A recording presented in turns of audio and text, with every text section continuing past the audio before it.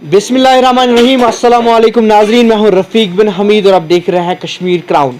नाजरीन, आपको बता दें कि गाइड लाइसेंस स्कैम के बाद गुलमर्ग में बड़ी कंट्रोवर्सी छिड़ गई है, क्योंकि बहुत सारे लोग जो ये आरटीआई एक्टिविस्ट है उसको क्रिटिसाइज कर रहे हैं, उनसे पूछ रहे हैं कि आखिरकार अगर उन्हें ये डेटा एक्सपोज की लेकिन की गलत तरीके से, उन्होंने बहुत सारे इल्जामात लगाए, डिपार्टमेंट पे भी इल्जामात लगाए और ताहम उन्होंने नाम ये भी लिया कि हम गाइड स्टेशन के पास भी गया जब मुझे 10,000 रुपये मांगे गए।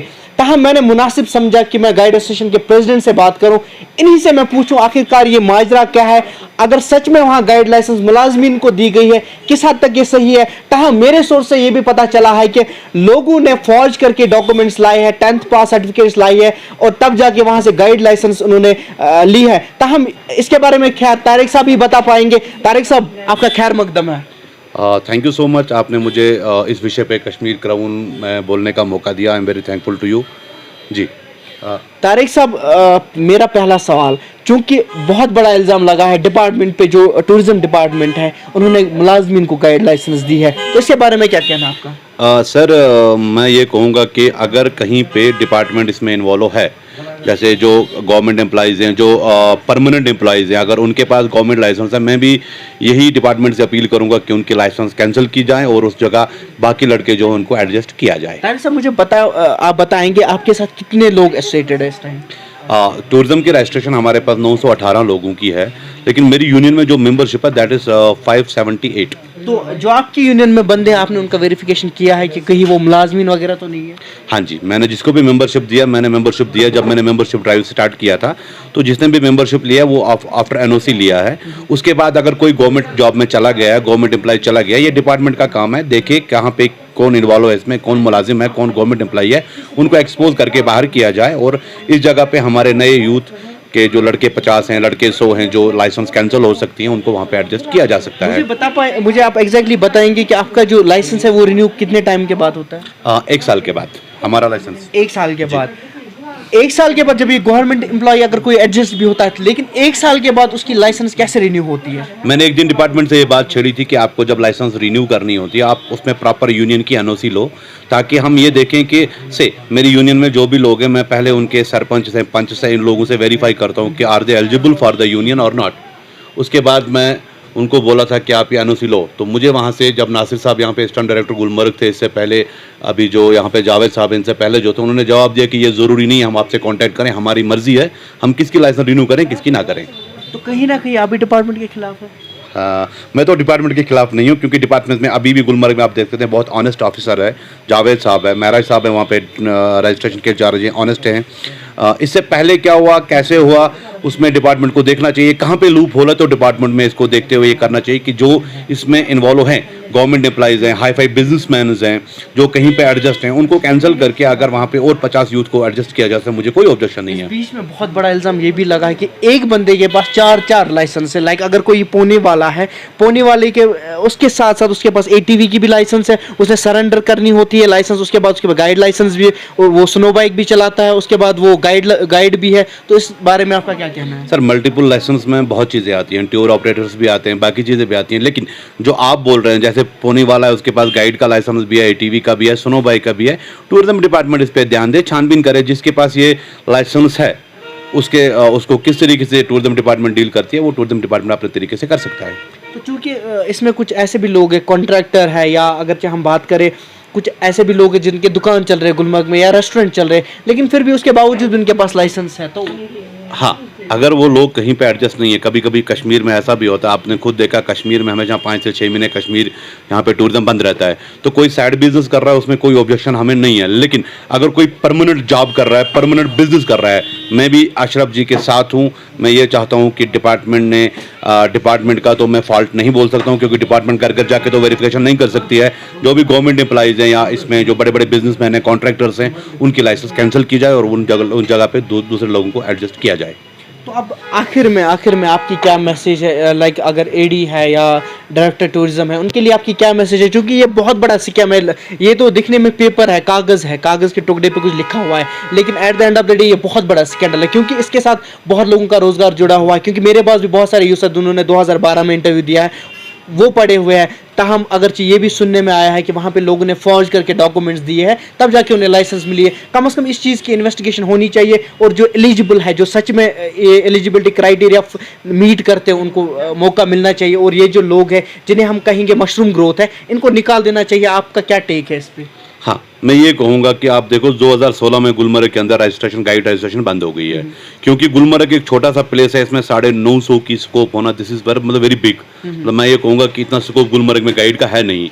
अब अगर जो 918 जो लाइसेंस यहाँ पे हैं, उसके बाद यूनियन ने एक एप्लीकेशन फाइल करके इसको रोक लगा दिया है इस पर।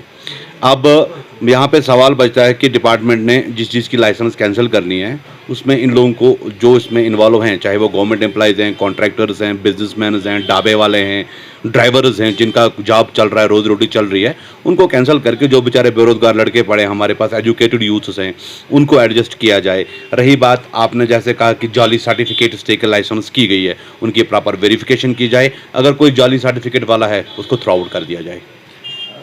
मेरा ये सवाल है, अगर आपको नहीं लगता कहीं ना कहीं ये पॉलिटिकली मोटिवेटेड हो सकता है? हो सकता है, क्योंकि आपको पता है हमारे टंगमर्ग कॉन्स्टिट्यूंसी एक ऐसी कॉन्स्टिट्यूंसी जहाँ पे 95-98% पॉलिटिक्स का इंटरफेयर रहा है। अपना वोट बैंक बनाने के लिए बहुत लोगों ने ऐसे बहुत सारे डिपार्टमेंट्स को यूज़ भी किया है। तो आप अशरफ साहब के साथ है या अशरफ साहब के खिलाफ? मैं अशरफ साहब के इस स्टेटमेंट के साथ हूँ कि जो गवर्नमेंट एम्प्लॉइज़ हैं, बाकी हैं, इनकी लाइसेंस कैंसिल करके एडजस्ट किया जाए। लेकिन मैं अशरफ साहब ने जो कल एक मैंने खुद वीडियो देखा, उसमें कहा गया कि मुझसे 10,000 रुपया मांगा गया है। मैं अशरफ साहब से रिक्वेस्ट करता हूँ कि अगर आपसे किसी ने 10,000 रुपया मांगा, आप उसको अगर फ्रंट नहीं कर सकते हो, मुझे बोलो ना, मैं फ्रंट करके उसको पुल आउट कर सकता हूँ, क्योंकि मेरे पास एज अ प्रेसिडेंट इतना पावर है, मैं किसी को भी कुर्सी से घसीट सकता हूँ। अगर कोई ऐसा बंदा टूरिज्म डिपार्टमेंट में है या था, उसका नाम ओपन किया जाए और उसके खिलाफ स्ट्रिक्ट एक्शन की जाए। तो अगर ये इन्वेस्टिगेट नहीं करते, इस लाइसेंस के मैटर में इन्वेस्टिगेट नहीं करते हैं, तो आपकी एसोसिएशन जो है वो रोड पे आएगी? हाँ, इसमें हम अशरफ साहब के साथ हैं। मैं इस मैटर पे पूरा उनके सपोर्ट करता हूँ कि जो गवर्नमेंट एम्प्लॉइज़ हैं या जो कॉन्ट्रैक्टर्स हैं या जो हाई फाई बिजनेसमैन हैं, उनके लाइसेंस कैंसिल की जाए। जहाँ पे अशरफ साहब को हमारी यूनियन का सपोर्ट ज़रूरत है, हम उनके साथ हैं।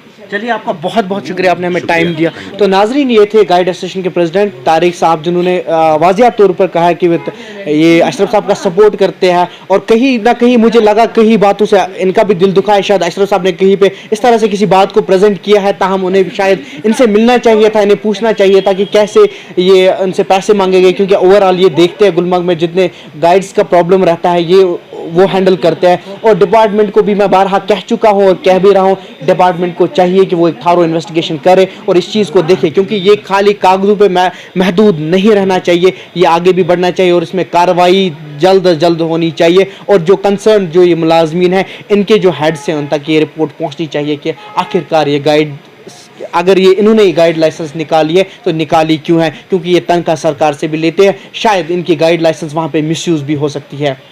कैमरामैन मलिक महराज के साथ मैं रफीक बिन हमीद, कश्मीर क्राउन के लिए। Royal bakery and confectionery, Potkha Wagura road, new colony, Shakwara. यहाँ बेकरी, मिठाई, plum cakes, gift cakes, anniversary cakes, pastry के अलावा तमाम डिस्पोजल आइटम्स, कोल्ड ड्रिंक्स और आइसक्रीम रियायती कीमतों में दस्तयाब है। तशरीफ लाइए royal bakery and confectionery, Potkha Wagura road, new colony, Shakwara. मजीद मालूमात के लिए राब्ता करें 9622578419 9596580544।